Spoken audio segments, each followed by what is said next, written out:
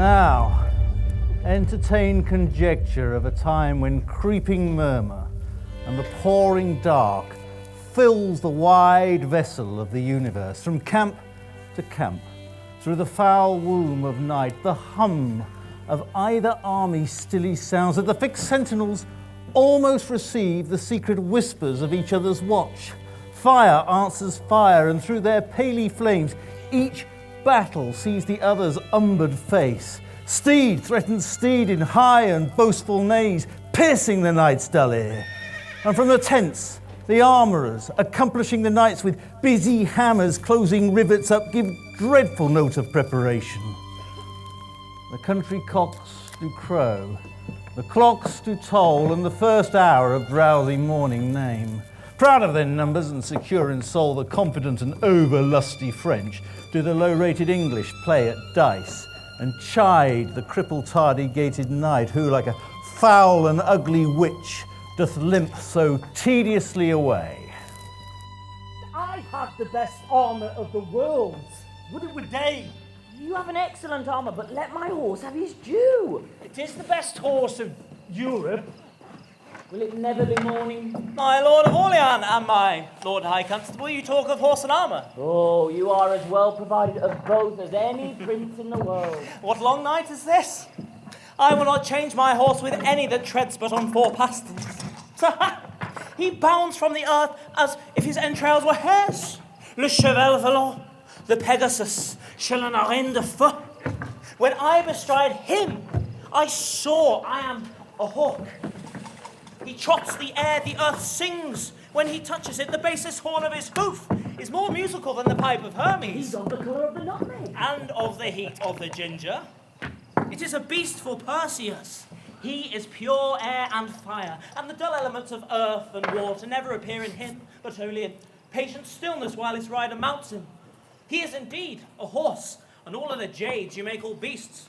Indeed, my lord, it is a most absolute and excellent horse. It is the prince of palfreys.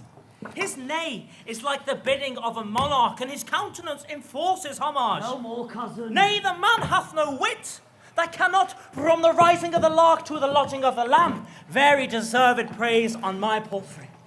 It is a theme as fluent as the sea, turns sand into eloquent tongue, and my horse is argument for them all.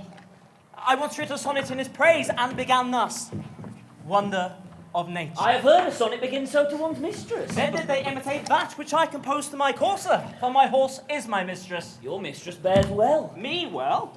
Which is the prescript praise and perfection of a good and particular mistress. Nay, for me thought yesterday your mistress shrewdly shook your back. So perhaps did yours. Mine was not bridled. Oh, then belike she was old and gentle, and you rode like a kern of iron, your French hose often in your straight strosses. You have good judgment in horsemanship. Be warned by me, then. They that ride so and ride not warily fall into foul bogs. I had rather have my horse to my mistress. I'd as lief have my mistress a jade. I tell thee, constable, my mistress wears his own hair. I could make as true a boast as that, if I had a sow to my mistress. Le chien est returné son propre vomissement, et l'étrier lavé au bourbier. Thou makest use of anything. Yet do I not use my horse for my mistress, or any such proverb so little kin to the purpose? My Lord Constable. The armour I saw in your tent tonight, are those stars or suns upon it? They're stars, my lord. Some of them will fall tomorrow, I hope. Yet my sky shall not want. That may be. For you bear a many superfluously, and to a more honour somewhere away. Even as your horse bears your praises, who would trot as well were some of your brags dismounted? Oh, would I were able to load him with his dessert. Oh, will it never be day? I will trot tomorrow a mile, and my way shall be paved with English faces. I shall not say so, for fear I should be faced out of my way. Yet I would it were morning, for I would fain be about the ears of the English. Who will go to hazard with me for 20 prisoners? You must first go yourself to hazard ere you have them. 'Tis midnight. I'll go arm myself. The Dauphin longs for morning. He longs to eat the English. I think he will eat all he kills. By the white hand of my lady, he's a gallant prince. Swear by her foot that she may tread out the oath. He is simply the most active gentleman of France. Doing is activity, and he will still be doing. He never did harm that I heard of. Nor will do none tomorrow. He will keep that good name still. I know him to be valiant. I was told that by one who knows him better than you. What's he? Marry, he told me so himself. And he said he cared not who knew it. He needs not, it is no hidden virtue in him. By my faith, sir, but it is. Never anybody saw it but his lackey. 'Tis a hooded valour, and when it appears, it will bait. Ill will never said well. I will cap that proverb with there is flattery in friendship. And I will take up that with give the devil his due. Well placed. There goes your friend for the devil. Have at the very eye of that proverb with a pox of the devil. You are better at proverbs by how much? A fool's bolt is soon shot. You have shot over. 'Tis not the first time you were overshot. My Lord High Constable, the English lie within 1,500 paces of your tents. Who hath measured the ground? The Lord Grand Prix. A valiant and most expert gentleman. Would it were day. Alas, poor Harry of England. He longs not for the dawning as we do. What a wretched and peevish fellow is this King of England, to mope with his fat-brained followers so far out of his knowledge. If the English had any apprehension, they would run away. Which they lack, for if their heads had any intellectual armour, they could never wear such heavy headpieces. That island of England breeds very valiant creatures. They're masters of unmatchable courage. Foolish curs that run winking into the mouth of a Russian bear and have their heads crushed like rotten apples. Well, you may as well say, that's a valiant flea that dare eat his breakfast on the lip of a lion. Just. And the men do sympathise with the mastiffs and robustious and rough comings on, leaving their wits with their wives, and then give them great meals of beef and iron and steel, and they will eat like wolves and fight like devils. Aye, but these English are shrewdly out of beef. And shall tomorrow we will find they have only stomachs to eat and none to fight. Now is it time to arm. Come, shall we about this? The poor condemned English, like sacrifices, by their watchful fires sit patiently and inly ruminate the morning's danger. And their gesture sad, investing lank lean cheeks and war-worn coats, presented them unto the gazing moon so many horrid ghosts. Oh, now who will behold the royal captain of this ruined band walking from watch to watch, from tent to tent? Let him cry praise and glory on his head. But forth he goes and visits all his host, bids them good morrow with a modest smile, and calls them brothers, friends, and countrymen. Upon his royal face there is no note how dread an army hath enrounded him, nor doth he dedicate one jot of colour unto the weary and all-watched night, but freshly looks, and overbears a taint with cheerful semblance and sweet majesty, that every wretch, pining and pale before beholding him, plucks comfort from his looks. A largesse, universal, like the sun his liberal eye doth give to every one, thawing cold fear that mean and gentle all behold, as may unworthiness define, a little touch of Harry in the night. 'Tis true that we are in great danger. The greater, therefore, should our courage be. Good morrow, old Sir Thomas Erpingham. A good soft pillow for that good white head were better than a churlish turf of France. Not so, my liege. This lodging likes me better, for now I can say, now lie I like a king. But 'tis good for men to love their present pains. Upon example, so the spirit is eased. Lend me thy cloak, Sir Thomas. Commend me to the princes in our camp. Do my good morrow to them, and anon desire them all to my pavilion. We shall, my liege. Shall I attend your grace? No, my good knight. Go to my lords of England. I and my bosom must debate a while, and then I would no other company.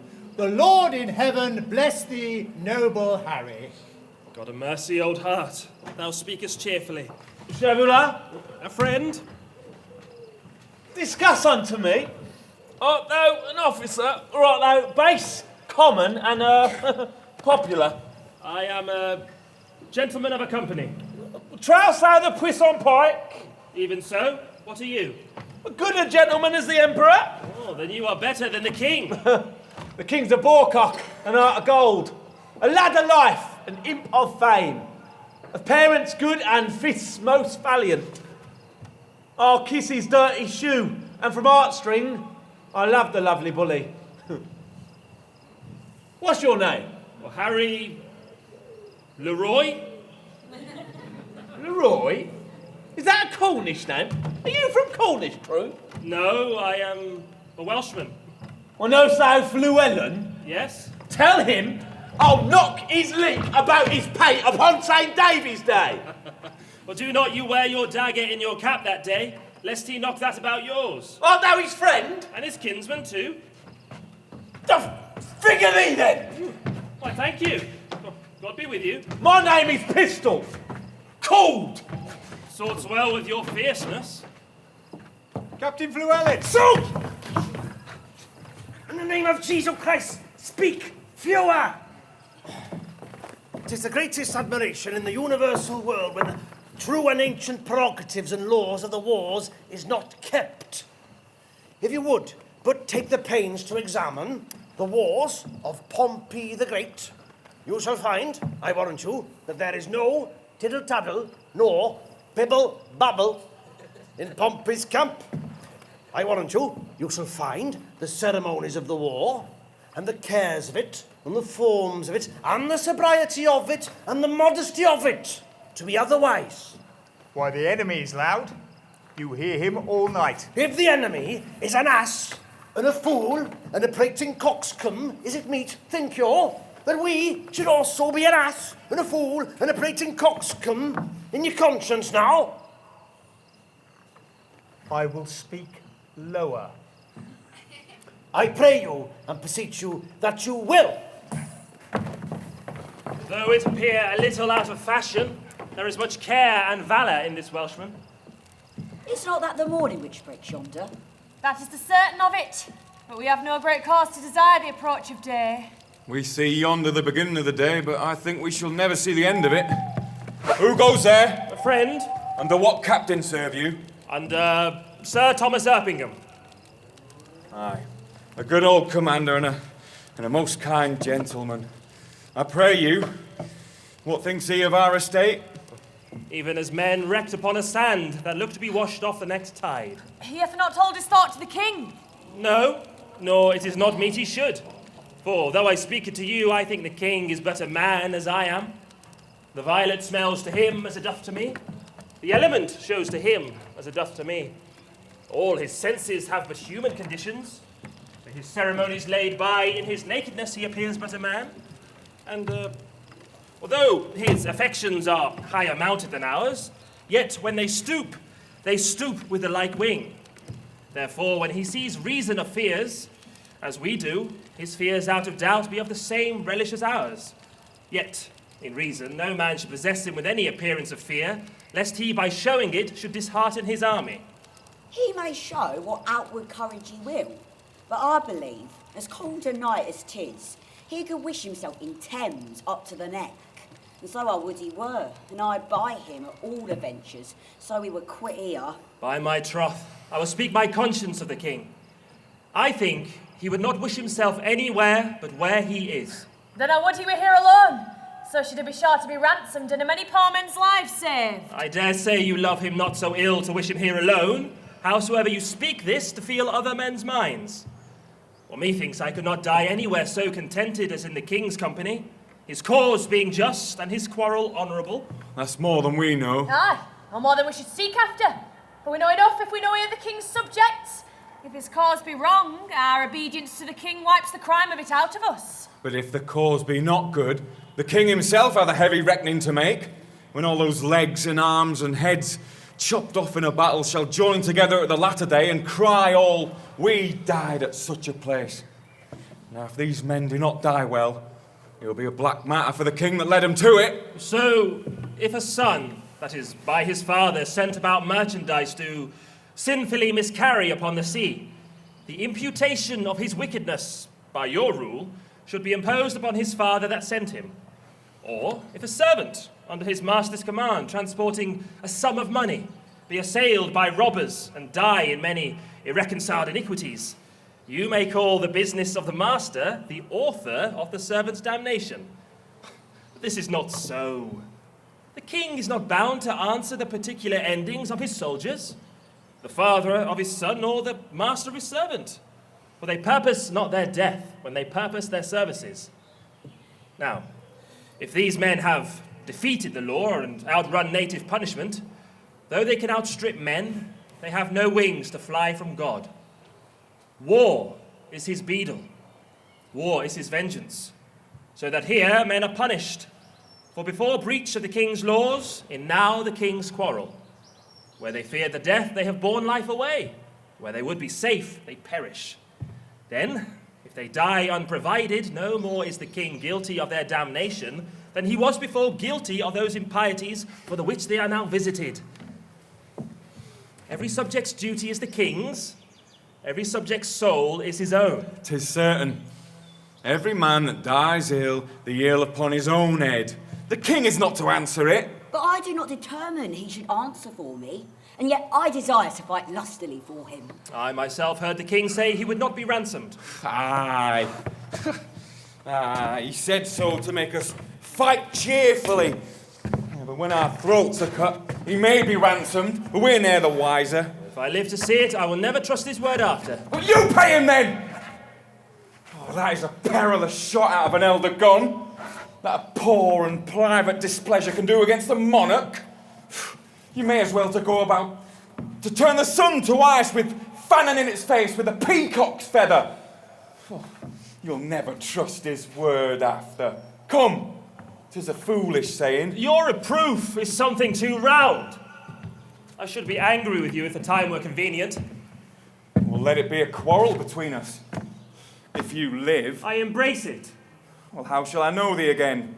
Well, give me any gauge of thine, and I shall wear it in my bonnet. Then, if ever thou darest acknowledge it, I will make it my quarrel. Here is my glove. Give me another of thine. There. This will I also wear in my cap. If ever thou comes to me and say after tomorrow that this is your glove, by this hand I will give you a box on the ear. If ever I live to see it, I will challenge it. Thou darest as well be hanged. Well, I will do it, though I take thee in the king's company. You keep thy word.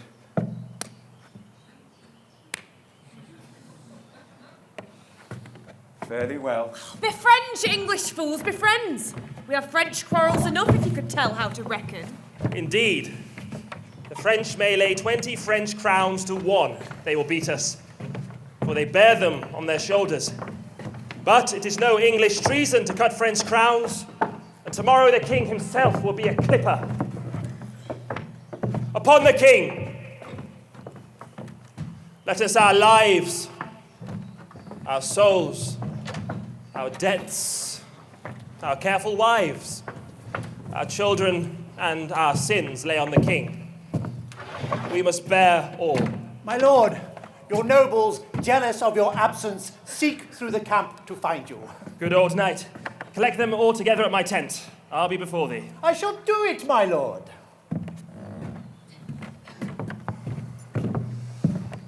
O God of battles, steel my soldiers' hearts. Possess them not with fear, and take from them now the sense of reckoning ere the opposed numbers pluck their hearts from them. Not today, O Lord. Oh, not today. Think not upon the fault my father made in compassing the crown. The sun doth gild our armour. Up, my lords! Monta cheval! My horse, valet la qui! Ha! Oh, brave spirit! Via la soul à la terre! Criem puis l'air fort! Monsieur, cousin Orleans! And now, my lord constable, hark how our steeds for present service neigh. Mount them, and make incisions in their hides that their hot blood may spin in English eyes and doubt them with superfluous courage. What? Will you have them weep our horses' blood?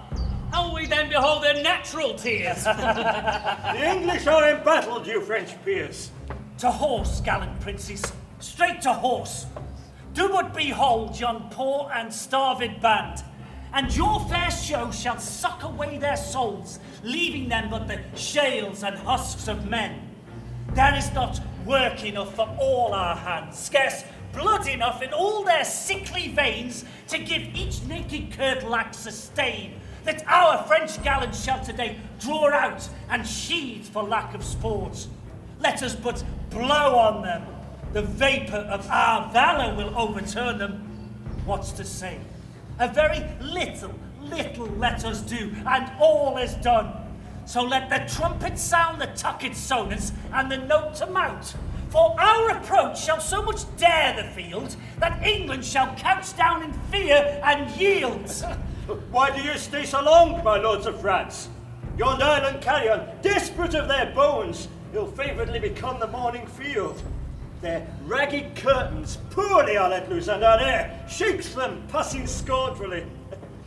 Their horsemen sit like fixed candlesticks, with torch staves in their hands, and their poor jades lob down their heads, dropping the hides and hips.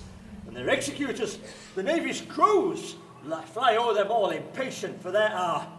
Description cannot suit itself in words to demonstrate the life of such a battle in life, so lifeless as it shows itself. They have said their prayers, and they stay for death. Shall we go send them dinners and fresh suits and give their fasting horses provender and after fight with them? Come away. The sun is high, and we outwear the day.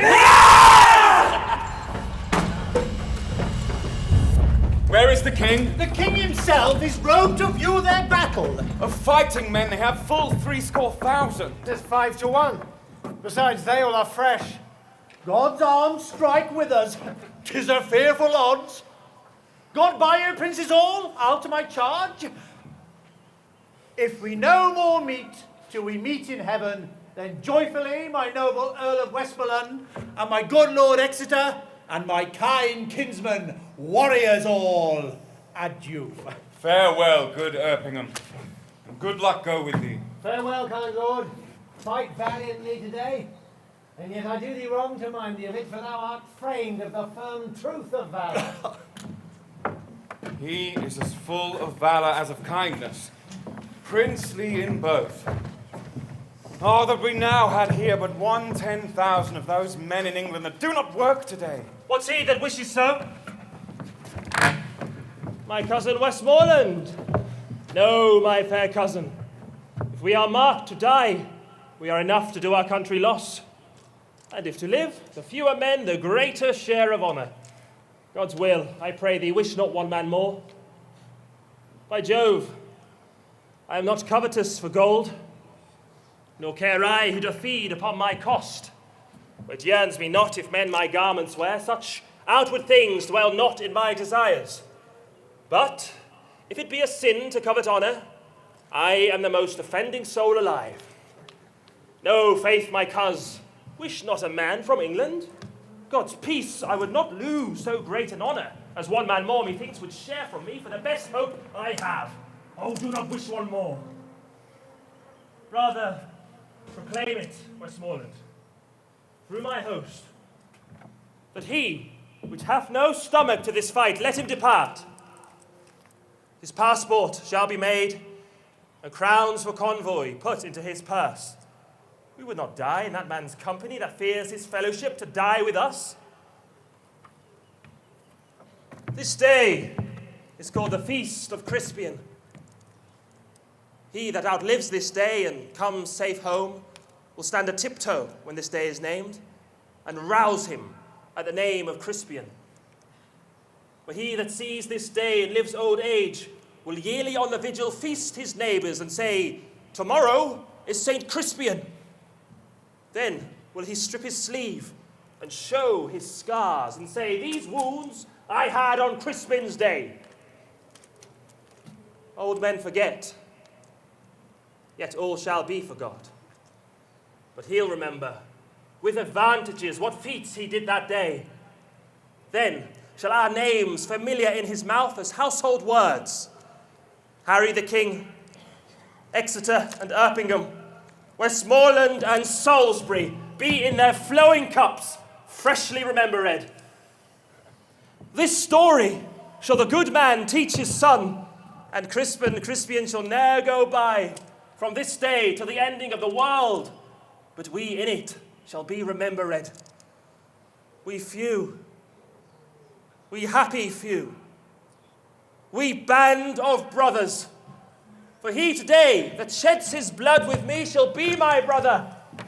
Be he ne'er so vile, this day shall gentle his condition, and gentlemen in England now abed shall think themselves accursed they were not here, and hold their manhoods cheap, whiles any speaks that fought with us upon St. Crispin's day. My sovereign lord, bestow yourself with speed. The French are bravely in their battle set, and will with all expedients charge on us. All things are ready, if our minds be so. Oh, perish the man whose mind is backward now. Thou dost not wish more help from England, cuz? God's will, my liege. Were you and I alone, without more help, could fight this royal battle? Why, now thou hast unwished 5,000 men, which likes me better than to wish us one. You know your places. God be with you all. Once more I come to know of thee, King Harry, if for thy ransom thou wilt now compound, before thy most assured overthrow. For certainly thou art so near the gulf, thou needs must be inglutted. Besides, in mercy, the constable desires thee thou wilt mind thy followers of repentance, that their souls may make a peaceful and a sweet retire from off these fields, where wretches, their poor bodies must lie and fester. Who hath said thee now? The constable of France. I pray thee, bear my former answer back. Bid them achieve me, and then sell my bones. Good God! Why should they mock poor fellows thus? For the man that once did sell the lion's skin, while the beast lived, was killed with hunting him. And many of our bodies shall no doubt find native graves, upon the which I trust shall witness living brass of this day's work. And those that leave their valiant bones in France, dying like men, though buried in your dunghills, they shall be famed. For there the sun shall greet them, and draw their honours reeking up to heaven, leaving their earthly parts to choke your clime. Let me speak proudly. Tell the constable we are but warriors for the working day. Our gayness and our guilt are all besmirched with rainy marching in the painful field. But by the mass, our hearts are in the trim. And my poor soldiers tell me, yet ere night they'll be in fresher robes. Or they'll pluck the gay new coats over the French soldiers' heads and turn them out of service. If they do this, as if God please they shall, my ransom then will soon be levied. Herald, save thou thy labour. Come thou no more for ransom, gentle herald. They shall have none, I swear, but these my joints, which if they have, as I will leave them, shall yield them little. So tell the constable. I shall, King Harry, and so fare thee well. Thou never shalt hear herald any more. I fear thou wilt once again come for a ransom. Now, soldiers, march away, and how thou pleasest God, dispose the day.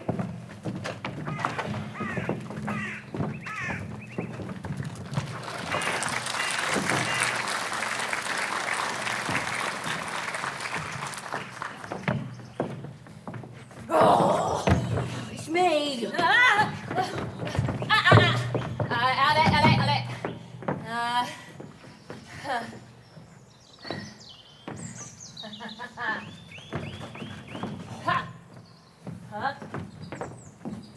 Allez, en garde.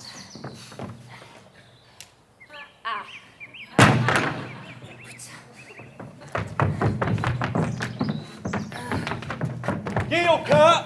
Je pense que vous êtes le gentilhomme de bonne qualité, hein? Oh, he's French. Quality, calme, casta, me. Art thou a gentleman? What is your name? Huh? Discuss! Oh, Seigneur Dieu. Oh. Well, Signor Jew could be a gentleman. Perpend my words, oh Signor Jew, and mark. Oh, Signor Jew, Thou shalt die at point of fox, unless, O Signor, thou do give to me egregious ransom. Oh, prenez miséricorde, ayez pitié de moi. Moors will not serve. I will have 40 Moors, or I'll cut thy rimmer at thy throat in drops of crimson blood. Est-il impossible d'échapper la force de ton bras? Brass, her? Don't damn me the luxurious mountain goat, he offers me brass. Oh, pardonnez-moi. Well, says that me so? Is that a ton of moys? Come hither, boy. Ask me, this slave, in French, what is his name? Écoutez, comment mettez-vous appelle? Monsieur le Fer. He says his name is Master Fur. Master Fur! I'll fur him, and firk him, and ferret him. Discuss the same in French unto him. I do not know the French for fur and ferret and firk. Well, bid him prepare, for I will cut his throat. Petit monsieur, que dit-il? Il me commande de vous dire que vous faites-vous prête, car ce soldat ici est disposé, toute cette heure, de couper votre gorge. Oh, I coupe like good day, Pamafoy! Peasant, unless I be crowned, brave crowns, or mangle shalt thou be by this my sword. Oh, je vous supplie, pour l'amour de Dieu, me pardonnez. Ah, je suis gentilhomme de bonne maison. Gardez ma vie et je vous donnerai 200 écus. Hein? Oui. What are his words? He prays you to save his life. He's a gentleman of a good house, and for his ransom, he will give you 200 crowns. Well, tell him off your shall abate, and all the crowns will take. Que dit-il? Encore qu'il est content son jour de pardonner aucun prisonnier, néanmoins, pour les écus que vous l'avez promis, il est content de vous donner la liberté, le franchissement. Moi, je vous donnerai 1000 remerciements. Et j'estimerai que j'ai tombé entre les mains de chevalier, je pense, la plus brave, vaillant et très distingué seigneur d'Angleterre. Expound unto me, boy. He gives you 1,000 thanks, and he esteems himself happy that you've fallen into the hands of one, as he thinks, the most brave, valorous, and thrice-worthy Signor of England. As I suck blood, I will some mercy show. Hey! Follow me. Hein? Suivez-vous le grand capitaine. Ah, bon, oui. Allez, monsieur. Thank you. I did never know so full a voice issue from so empty a heart. But the saying is true. The empty vessel makes the greatest sound. Bardolph had 10 times more valour than this roaring devil in the old play, that everyone may par his nails with a wooden dagger. And he is now hanged. And so would this be, if he durst steal anything adventurously. I must stay with the lackeys with the luggage of our camp. The French might have good prey of us if he knew of it, for there is none to guard it but boys.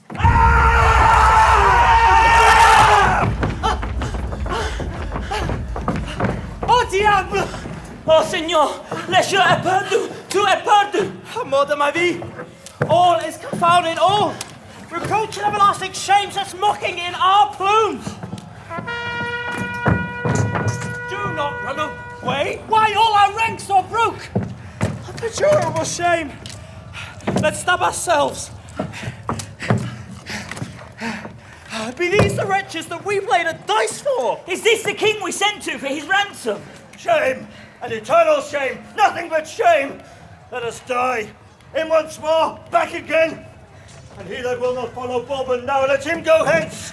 And with his cap in hand, like a base pander, hold the chamber door.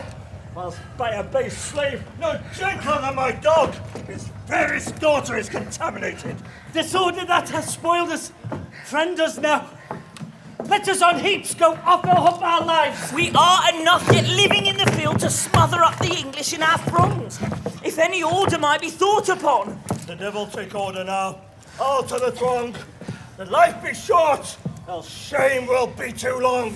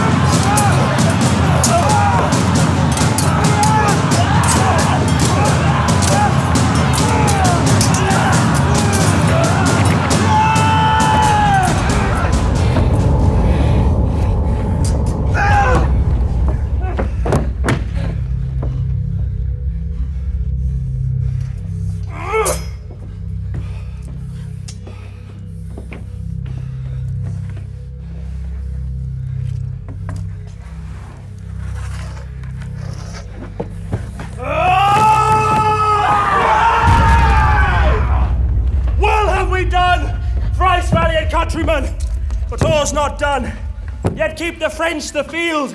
The Duke of York commends him to your majesty. Lives he, good uncle? Thrice within this hour I saw him down, thrice up again and fighting, from helmet to spur, all blood he was. In which array? Brave soldier doth he lie, larding the plain. And by his bloody side, yoke fellow to his honour owing wounds, the noble Earl of Suffolk also lies. Suffolk first died, and York, all haggled over, comes to him where in gore he lay and steeped, and takes him by the beard, kisses the gashes that bloodily did yawn upon his face, and cries aloud, "Tarry, my cousin Suffolk, my soul shall thine keep company to heaven. Tarry, sweet soul for mine, then fly abreast, as in this glorious and well-foughten field we kept together in our chivalry." Upon these words I came and cheered him up. He smiled me in the face, wrought me his hand, and with a feeble grip says, "Dear my lord, commend my service to my sovereign." So did he turn, and over Suffolk's neck he threw his wounded arm and kissed his lips. And so, espoused to death, with blood he sealed a testament of noble ending love. The pretty and sweet manner of it forced those waters from me which I would have stopped, but I had not so much of man in me. And all my mother came into mine eyes and gave me up to tears. I blame you not. Hearing this, I must perforce compound with mixedful eyes, or they will issue too. But hark! What new alarum is this saying? The French have reinforced their scattered men. Let every soldier kill his prisoners! Give the word through! Kill the boys and the luggage. 'Tis expressly against the law of arms. 'Tis an arrant piece of knavery, mark you now, as can be offered. 'Tis certain there's not a boy left alive. And the cowardly rascals that ran from the battle have done this slaughter. Besides, they have burned and taken away all that was in the king's tent. Wherefore the king most worthily hath caused every man to cut his prisoner's throat. Ah, 'tis a gallant king. Aye. He was born at Monmouth, Captain Gower. What call you the town's name where Alexander the Pig was born? Alexander the Great. Why, I pray you, is pig not great? The pig, or the great, or the mighty, or the huge, or the magnanimous, or the one reckonings, save the phrases, little variations. I think Alexander the Great was born in Macedon. His father was called Philip of Macedon, as I take it. I think it is in Macedon where Alexander is born. I tell you, Captain, if you look in the maps of the world, you shall find, I warrant you, in the comparisons between Macedon and Monmouth, the situations, look you, is both alike. There is a river in Macedon, there is also, moreover, a river at Monmouth. It is called Wye at Monmouth, but it is, out of my brains, what is the name of the other river? But it is all one. It is alike as my fingers are to my fingers. And there are salmons in both. If you mark the life of Alexander well, Harry of Monmouth's life comes after it indifferent well, for there is figures in all things. Alexander, God knows and you know, in his rages and his furies and his wraths and his chollers and his moods and his indignations and in his displeasures, and also, being a little intoxicated in his brains, did, in his ales and his angers, look you, kill his best friend Cletus. Our king is not like him in that. He never killed any of his friends. It is not well done, mark you now, to take the tales out of my mouth ere they made and finished. I speak but in the figures and comparisons of it.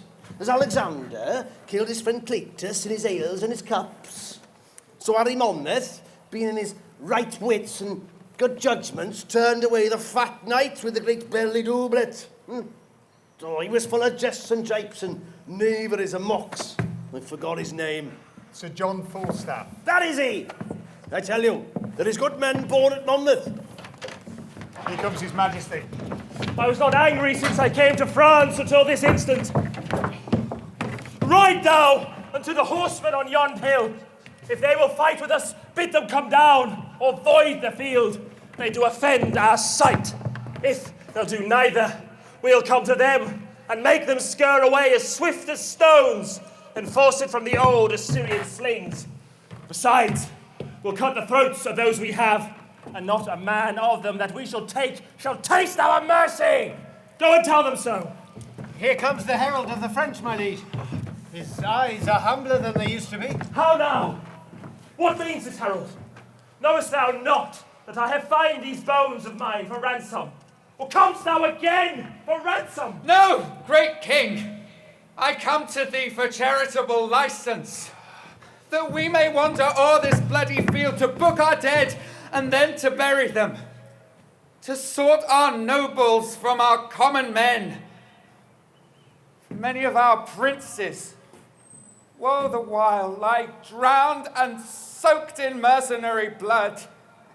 So do our vulgar drench their peasant limbs in blood of princes.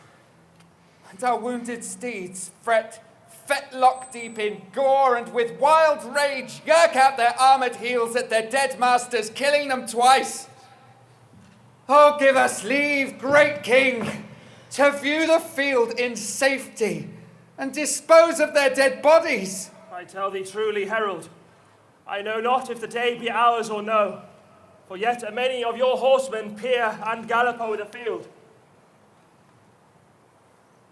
The day is yours.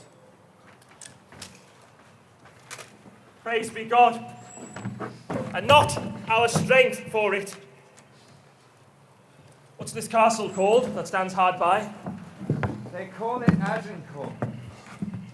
Then call we this the field of Agincourt, fought on the day of Crispin Crispianus. Your grandfather of famous memory. And please, your Majesty, your great uncle Edward the Black Prince of Wales fought a most brave battle here in France. They did, Llewellyn. Your Majesty speaks very true.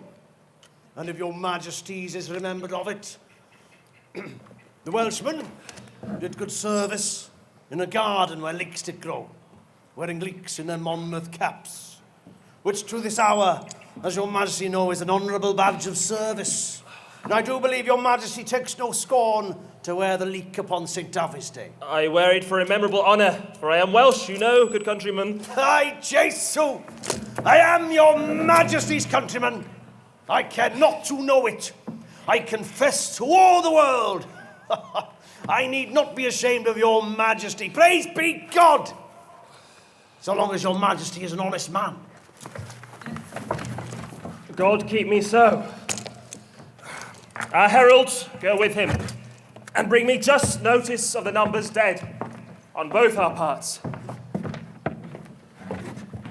Call yonder fellow hither. Soldier, you must come to the king. Soldier, why wearest thou that glove? Please, your Majesty, 'tis a gage of one that I should fight withal, if he be alive. An Englishman? Please, your Majesty, a rascal that swaggered with me last night, who, if alive, had never dared challenge this glove. I sworn to take him a box of the ear, or, if I can see my glove in his cap, which he swore he'd wear if he were alive, then I will strike it out soundly.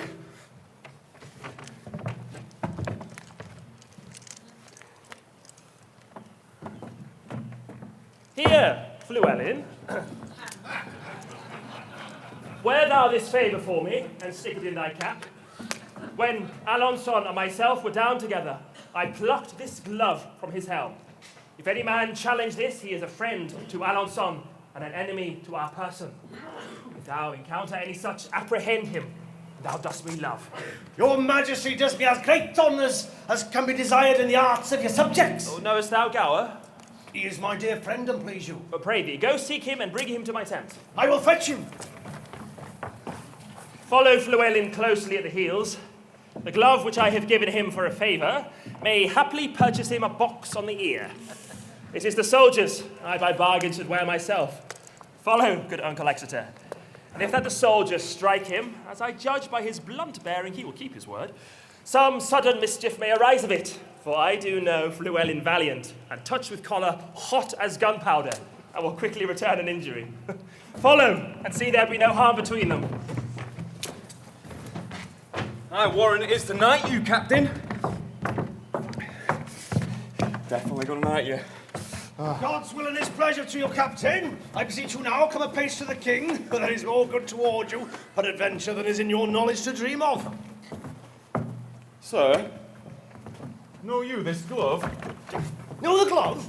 I know the glove is a glove. Yeah, well, I know it, and thus I challenge it. Blood! And Alan traitors as enemies in the universal world, or in France, or in England. Oh, now, sir, you villain! Do you think I'll be forsworn? Stand away, Captain Gower. I will give treason his payment into ploughs, I warrant you. I am no traitor. That is a lie in thy throat. Apprehend him, I charge you, in his Majesty's name. He is a friend of the Duke of Alençon. Here is his Majesty. How now? What's the matter? Look, your grace. Here is a villain and a traitor that, look, your grace, has struck the glove that his Majesty take out of the helmet of Alençon. My liege, this was my glove, and here is the fellow of it, and he that I gave it to in change promised to wear it in his cap, and I promised to strike him if he did. Now I met this man with my glove in his cap, and I've been as good as my word. Well, give me thy glove, soldier. Look, here is the fellow of it. 'Twas I indeed thou promised to strike, and thou hast given me most bitter terms. And please your Majesty, let his neck answer for it if there is any martial law in the world. How canst thou make me satisfaction? All offences, my lord, came from the heart. Well, never came any from mine that might offend your Majesty. It was ourself thou didst abuse. Your Majesty came not like yourself. You appeared to me but as a common man, and witnessed the night, your garments, your lowliness, and what your highness suffered under that shape. I beseech you, take it for your own fault and not for mine. For had you been as I took you for, well, I made no offence. And therefore, I beseech your highness, pardon me.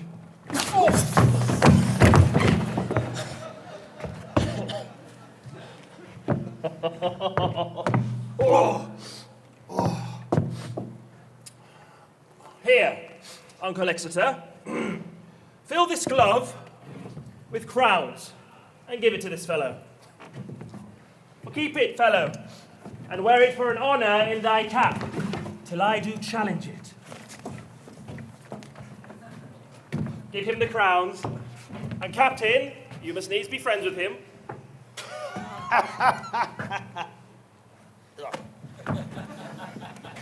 By this day and this light, the fellow has enough metal in his belly. Hold.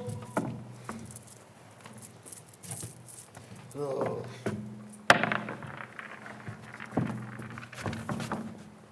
Oh, there is 12 pence for you. And I pray you to serve God and keep out of brawls and brabbles and quarrels and dissensions. I warrant you. It'll be better for you. I will none of your money. 'Tis with a good will. I can tell you. You'll serve you to mend your shoes. Come, wherefore you look so bashful? Your shoes is not so good. 'Tis a good shilling, I warrant you. Or I will change it. Now, Gower, are the dead numbered? Here is the number of the slaughtered French. What prisoners of good sort are taken, uncle? Charles, Duke of Orleans, nephew to the king, John, Duke of Bourbon, and Lord Boucicaut. Of other lords and barons, knights and squires, full 1,500, besides common men.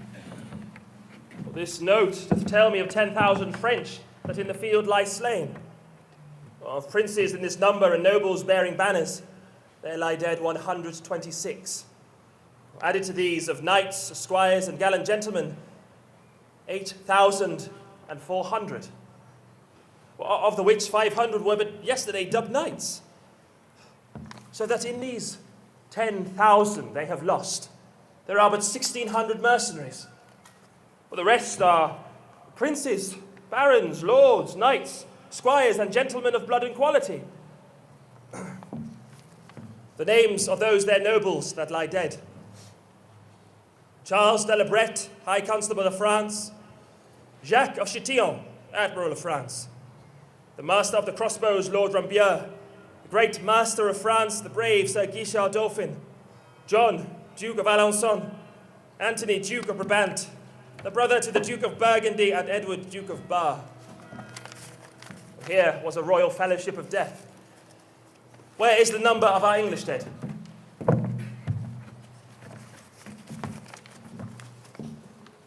Edward, the Duke of York; the Earl of Suffolk; Sir Richard Ketley; Davy Gammer Squire. None else of name. And of all other men but 25. Oh God, thy arm was here, and not to us, but to thy arm alone ascribe we all. When, without stratagem, but in plain shock and even play of battle, was ever known so great and little loss on one part and on the other?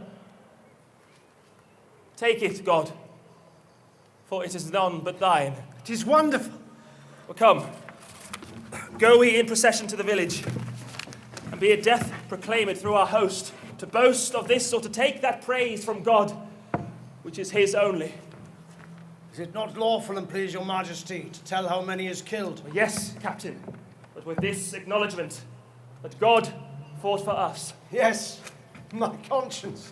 He did us great good. Well, do we all holy rites? Let there be sung non nobis and te deum, the dead in charity enclosed in clay. Then to Calais, and to England then, when there from France arrived more happy men. Vouchsafe to those that have not read the story that I may prompt them, and for such as have, I humbly pray to admit the excuse of time, of numbers, and due course of things which cannot in their huge and proper life be here presented. Now we bear the king toward Calais, grant him their scene, heave him away upon your winged thoughts athwart the sea. Behold, the English beach pales in the flood with men, wives, and boys, whose shouts and claps outvoice the deep mouthed sea, which, like a mighty whiffler for the king, seems to prepare his way. So let him land, and solemnly see him set on to London. So swift a pace of thought that even now you may imagine him upon Blackheath, where that his lords desire him to have borne his bruised helmet and his bended sword before him through the city. He forbids it, being free from vainness and self-glorious pride, giving full trophy, signal, and ostent quite from himself to God.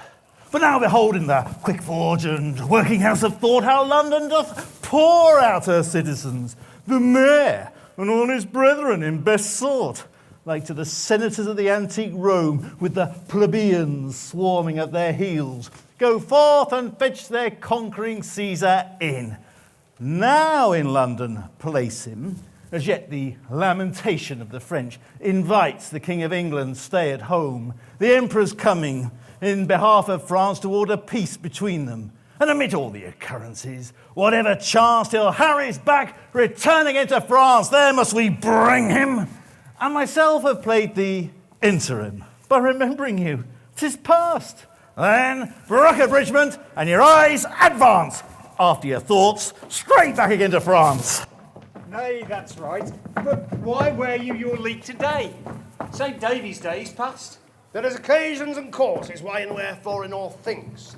I will tell you, as my friend Captain Gower, the rascally scald, beggarly, pragging, lousy knave pistol, who you, yourself, and all the world know to be no better, look you now, than a man of no merits, he has come to me and brings me bread and salt yesterday, and bid me eat my leek.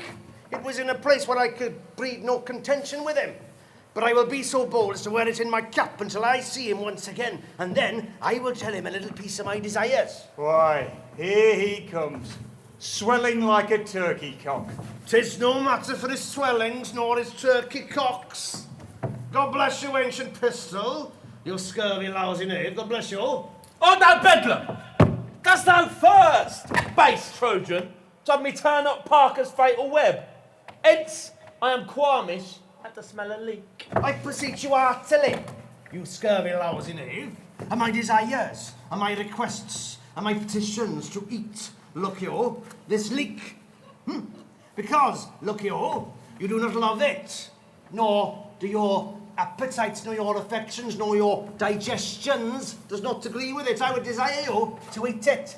Not for Cadwaladar and all his goats. There is one goat for you. Will you be so bold, scald knave, as eat it? Oh, base Trojan, thou shalt die! You say very true, scald knave. When God's will is, I would desire you to live in the meantime and eat your victuals. Come, there is sauce for it.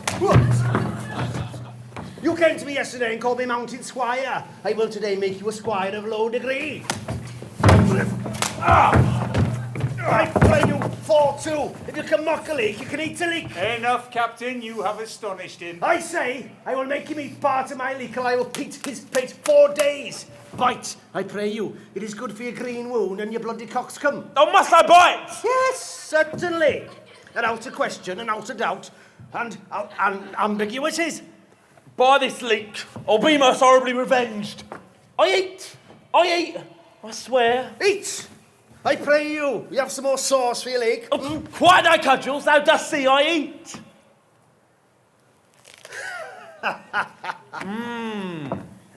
Good. Aye, leeks is good. Hold. There is a groat for you. Me, a groat? Yes, verily. And you shall take it, or I have another leek in my pocket, which you shall eat. I'll take this groat in earnest of revenge. If I owe you anything, I will pay you in cudgels. You shall be a woodmonger and buy nothing of me but cudgels. God buy you and keep you. And heal your pate.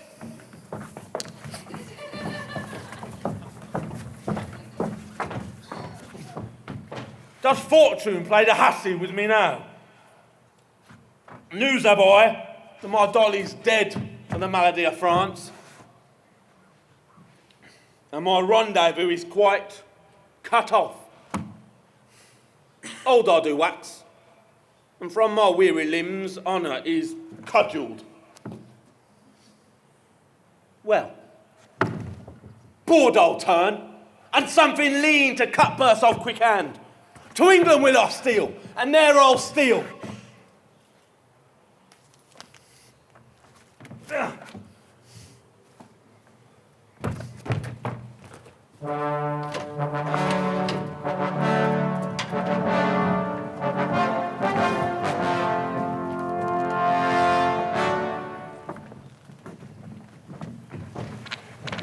Peace to this meeting, wherefore we are met.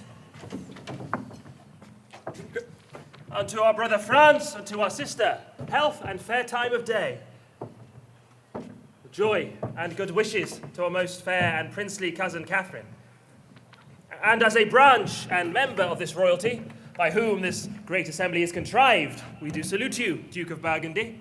And princes French and peers, health to you all. Right joyous are we to behold your face, most worthy brother England fairly met.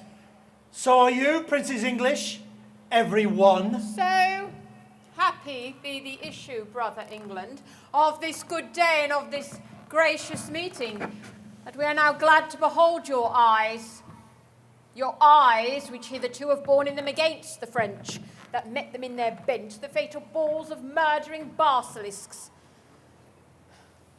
The venom of such looks, we fairly hope have lost their quality, and that this day shall change all griefs and quarrels into love. To cry amen to that, thus we appear. You English princes all, I do salute you. My duty to you both, on equal love. Great kings of France and England, that I have laboured with all my wits, my pains, and strong endeavours to bring your most imperial majesties unto this bar and royal interview, your mightiness on both parts best can witness. Since then, my office hath so far prevailed that face to face and royal eye to eye you have congreted.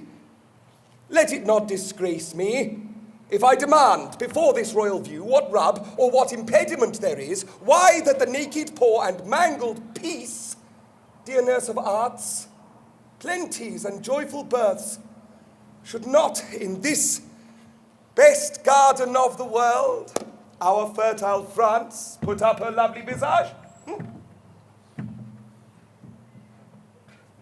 Alas, she hath from France too long been chased, and all her husbandry doth lie on heaps, corrupting in its own fertility. Which, to reduce into our former favour, you are assembled. And my speech entreats that I may know the let, why gentle peace should not expel these inconveniences, and bless us with her former qualities. If, Duke of Burgundy, you would the peace, you must buy that peace with full accord to all our just demands. The king hath heard them, to the which as yet there is no answer made. Well then, the peace which you before so urged lies in his answer. I have but with a cursory eye or glanced the articles. Pleaseth your grace to appoint some of your council presently to sit with us once more.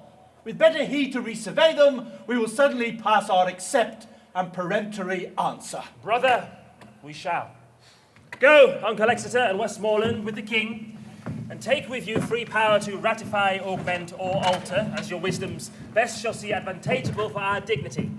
Anything in or out of our demands, and will consign thereto. Will you, fair sister, go with the princes, or stay here with us? Oh, your gracious brother, I will go with them. Haply a woman's voice may do some good when articles too nicely urged be stood on. Yet leave our cousin Catherine here with us. She is the capital demand comprised within the 4 rank of our articles. She hath good leave.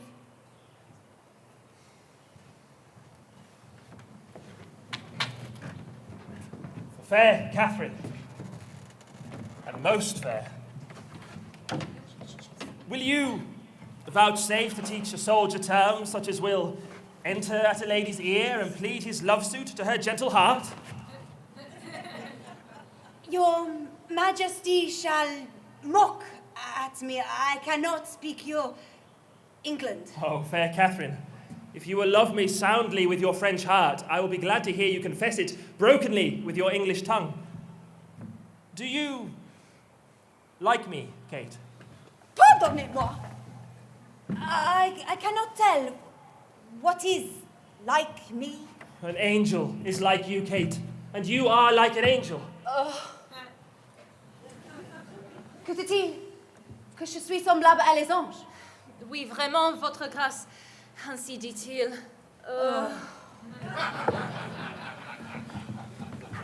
I said so, dear Catherine, and I must not blush to affirm it. Oh, bon Dieu. Les langues des hommes sont pleines de tromperies. What says she, fair one? That the tongues of men are full of deceits? Oui, that the tongues of the mans is be full of deceits. That is the princess. The princess is the better Englishwoman.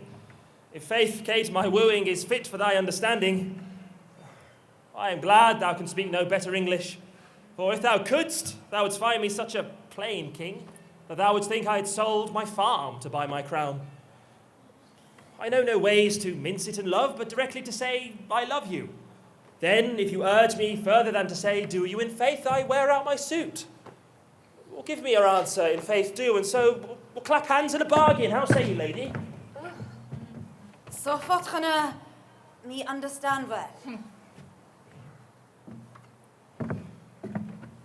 I speak to thee, plain soldier. If thou would have such a one, take me. Take me, take a soldier. Take a soldier, take a king. What sayest thou then to my love? Well, speak, my fair, and fairly, I pray thee. Is it possible that I should love the enemy of France? No, it is not possible for you to love the enemy of France, Kate. But in loving me, you should love the friend of France. For I love France so well, I will not part with a village of it. I will have it all mine. And Kate, when France is mine and I am yours, then yours is France and you are mine. I cannot tell. What is that? No, Kate? I will tell thee in French. Je crois sur la possession de France, et quand vous avez la possession de moi, oh, let me see what then. Say, did he be my speed? Oh, dans votre, et France, et vous êtes mien. Ah. It is as easy for me, Kate, to conquer the kingdom as to speak so much more French. I shall never move thee in French unless it be to laugh at me. Sauf votre honneur, le français que vous parlez, il est meilleur que l'anglais lequel je parle. No, in faith, Kate, is not. But thy speaking of my tongue, and I thine, most truly falsely, must needs be granted to be much at one. But Kate, dost thou understand thus much English? Or canst thou love me? I cannot tell. Shall not thou and I, between St. Denis and St. George, compound a boy? Half French, half English, that shall go to Constantinople and take the Turk by the beard. Well, shall we not? What sayest thou, my fair fleur-de-lis? Oh, I do not know that. No, 'tis hereafter to know, but now to promise. Well, how answer you? La plus belle Catherine Dumont, mon très cher devine d'aise.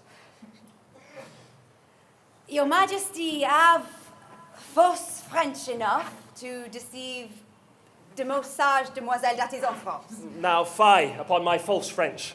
By mine honour, in true English, I love thee, Kate. By which honour I dare not swear thou lovest me. Yet my blood begins to flatter me, thou dost. Or notwithstanding the poor and untempering effect of my visage. Well, now beshrew my father's ambition. He was thinking of civil wars when he got me. Therefore was I created with a stubborn outside, with an aspect of iron, that when I come to woo ladies, I fright them. But in faith, Kate, the elder I wax, the better I shall appear.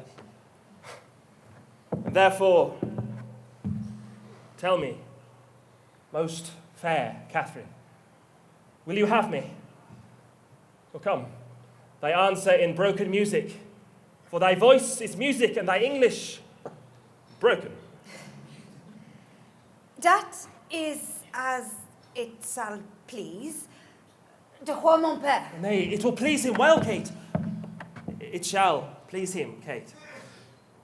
Then it shall also content me. Upon that, I kiss your hand and call you my queen. Laissez, monseigneur, laissez. Laissez. Ma foi, je ne veux point que vous abaisiez votre grandeur en baisant la main d'une de votre seigneurie, indigne serviteur. Excusez-moi, je vous supplie, mon très puissant seigneur. Then I will kiss your lips, Kate. Les dames et demoiselles, pour être abaissées devant le noce, il n'y a pas la coutume de France. Madam, my interpreter, what says she? That it is not be the fashion for the ladies of France. I cannot say what is baiser en English. Kiss. Your Majesty understand better que moi. It is not a fashion for the maids in France to kiss before they are married, would you say? Oui, vraiment. Oh, Kate. Nice customs, curtsy to great kings.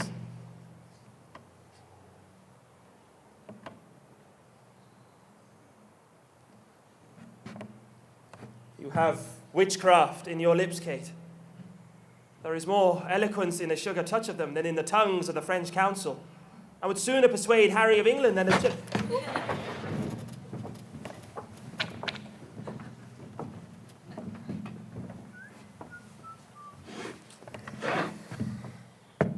Here comes your father. Oh, mon Dieu. How now, your majesty, my royal cousin. Teach you our princess English. I would have her learn, my fair cousin, how perfectly I love her. And that is good English. Is she not apt? Our tongue is rough, cuz, and my condition is not smooth, so that having neither the voice nor the heart of flattery about me, I cannot so conjure up the spirit of love in her that he will appear in his true likeness. Pardon me the frankness of my mirth, if I answer you for that. If you would conjure in her, you must make a circle.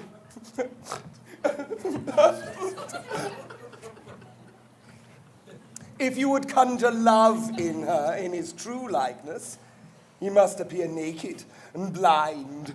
Can you blame her then, being yet a maid, still rosed over with the virgin crimson of modesty, if she denied the appearance of a naked blind boy in her naked seeing self? It were, my lord, a hard condition for a maid to consign to. Yet they do wink and yield, as love is blind and it forces. They are then excused, my lord, when they see not what they do. Then, good my lord, teach your cousin to consent winking. I will wink on her to consent, my lord, if you will teach her to know my meaning. For maids, well summered and warm kept, are like flies at Bartholomew tide, blind, though they have their eyes, and then they will endure handling, which before would not abide looking on. We have consented to all terms of reason. Is it so, my lords of England? The king hath granted every article, his daughter first, and then in sequel all, according to their firm proposed natures. Well now, welcome, Kate, and bear me witness all, but here I kiss her as my sovereign queen. God, the best maker of all marriages, combine your hearts in one, your realms in one, being man and wife, being two are one in love. So be there twixt your kingdoms such a spousal, that never may ill office or foul jealousy, which troubles off the bed of blessed marriage, thrust in between the paction of these kingdoms, to make divorce of their incorporate league, that English may as French, and French Englishmen receive each other. God, speak this. Amen.